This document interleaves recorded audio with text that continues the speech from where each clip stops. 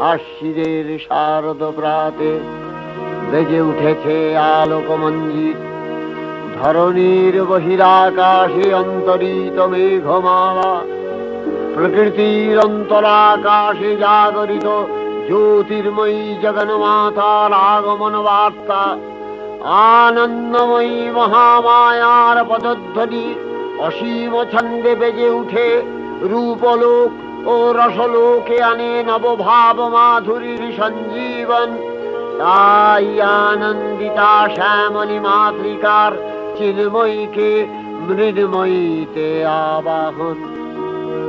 আজ চিৎশক্তি রূপিণী বিশ্বজননীর শারদশ্রী বিমণ্ডিতা প্রতিমা মন্দিরে মন্দিরে ধ্যান বোধিতা।